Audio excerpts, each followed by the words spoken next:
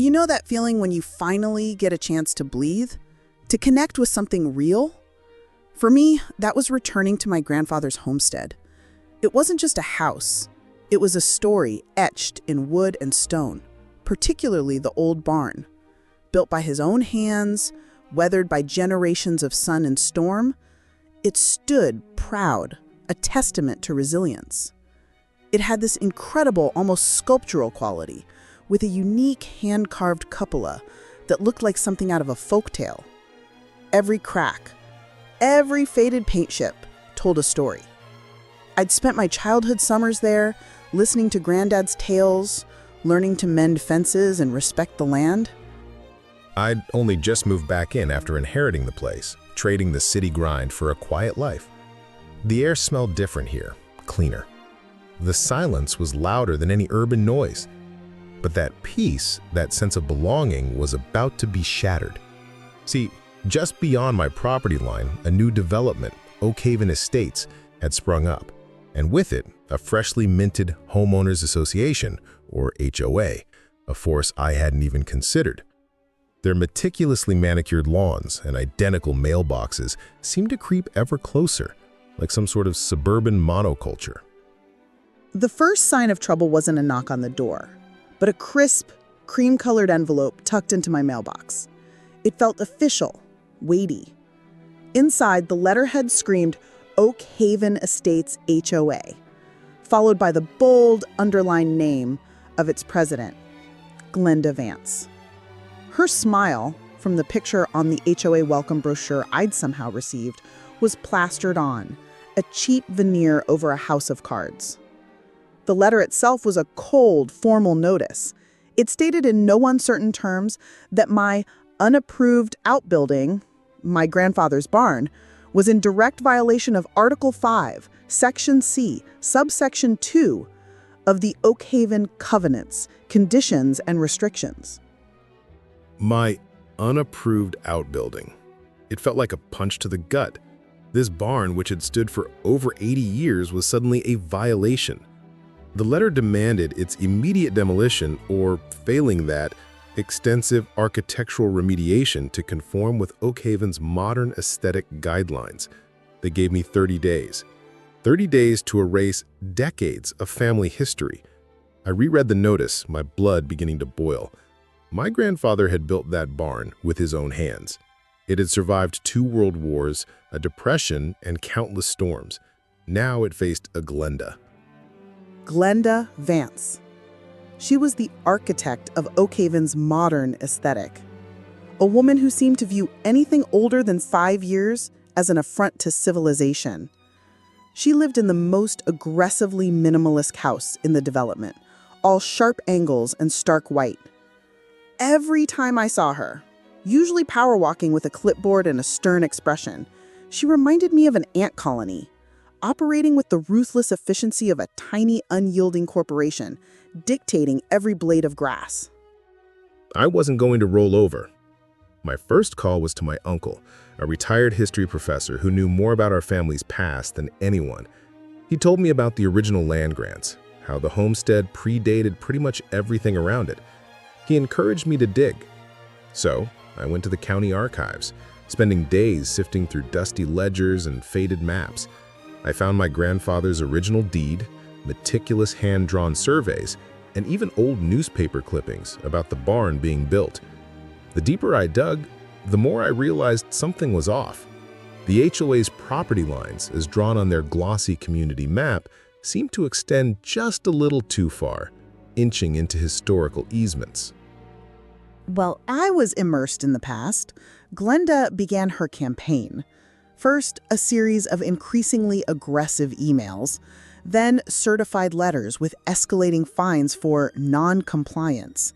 She even started driving by slowly, sometimes parking her pristine Lexus just outside my gate, sipping from a thermos like she was on a stakeout. It felt less like a neighborly dispute and more like a psychological operation. Neighbors started giving me sympathetic glances. Some even offered quiet words of encouragement, but no one dared openly defy Glenda. Her authority, though flimsy, seemed absolute. Then came the zoning commission meeting. Glenda had somehow managed to get a motion on the agenda to have my barn officially declared a dilapidated structure and a public nuisance. It was packed. Glenda stood at the podium, her voice clipped, her presentation slick. She showed doctored photos, highlighting every minor imperfection on my barn, making it look like it was about to collapse. She talked about property values and community harmony, making it sound like my barn was a blight on the entire neighborhood. When it was my turn, I walked up, a worn, leather-bound journal in my hand. It was my grandfather's, filled with his elegant script and sketches. I started by telling them about him, about the homestead, about the barn being built from timber milled right here on the property. I showed them original survey maps, cross-referencing them with the HOA's new boundaries, exposing how their lines conveniently encroached on what was historically mine. I even quoted a passage from an old local history book that specifically mentioned the barn as a local landmark. This barn, I said, my voice echoing a little in the quiet room, isn't just wood and nails. It's the legacy of a man who poured his life into this land. It's history. And according to this deed from 1942 and this survey from 1955 and this local historical designation, it stands on land that predates this HOA's very existence, let alone its supposed authority over structures like this. I laid out the documents, one by one. You could feel the shift in the room. Glenda, typically composed, looked visibly flustered. But Glenda wasn't one to back down. After the meeting, she doubled down. The fines came faster, now accompanied by threats of legal action. She even tried to get my utilities cut off, claiming some obscure non-payment charge that didn't exist. Her advice was like a public restroom, widely available, but you probably shouldn't use it. I started feeling the pressure. My savings were dwindling from legal fees, and the constant harassment was taking its toll. It felt like she was trying to wear me down, to make me give up. That's when an old-timer, a man named Silas, who had lived in the area whole life, stopped by. He'd seen me at the meeting. He looked at the barn, then at me. "Son," he said, "your grandpa was a good man, always kept his word, and he wasn't one to let folks push him around." Silas then shared a quiet story. Years ago, before Oakhaven was even a twinkle in a developer's eye, there was talk of a major commercial project near my property. My grandfather, knowing the land, suspected something was amiss with the developer's plans. Silas recounted how my grandfather, with his quiet determination, had gone to the county records, much like I had, and found old floodplain maps. He discovered that the proposed commercial site, and crucially, a significant portion of what would become Oakhaven Estates, was actually in a previously unrecorded flood zone. My grandfather, instead of fighting it publicly and creating a stir, had quietly purchased a small, oddly shaped parcel of land adjoining his property, specifically because it contained a crucial, historically protected wetland and a small, almost forgotten spring. This purchase, made decades ago, was intended as a natural buffer, a way to indirectly protect his homestead from future encroachment or irresponsible development. He never made a fuss about it, just incorporated it into his land.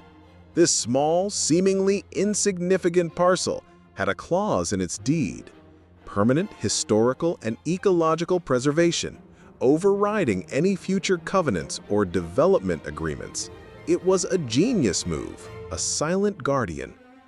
Silas remembered seeing the deed for that little parcel tucked away with my grandfather's fishing gear.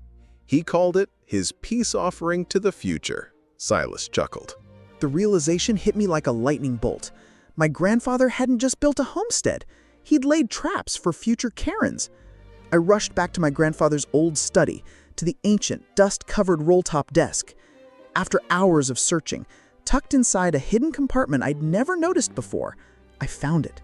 A faded, legal-sized document. The deed for the Maple Ridge Preserve, a tiny, irregularly shaped strip of land directly bordering Oakhaven Estates, leading right up to the very edge of where their planned community clubhouse was supposed to go. And there it was, in faded ink. The clause. This parcel, including any structures thereupon, existing or historical, shall be exempt from any future neighborhood or community association covenants seeking to alter its historical or ecological character. It specifically mentioned the barn, referring to it as the old mill outbuilding, citing its historical significance to the original settlers of the valley. My grandfather had protected it, not just legally, but spiritually, it felt like. Armed with this new discovery, I wasn't just defending my barn, I was unveiling a hidden truth about the land itself. I immediately contacted a different lawyer, one specializing in historical preservation and property law. He was ecstatic. This wasn't just a loophole, it was a fortress. We prepared for the next HOA meeting, which Glenda had called, probably to announce her victory. The meeting was even more packed than the last. Glenda, radiating smugness, started her usual speech about maintaining standards and how my barn was a relic holding the community back.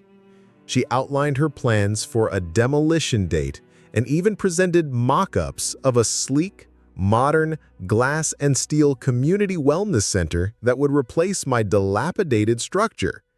She wore confidence like a slightly ill-fitting toupee, noticeable but doing its job.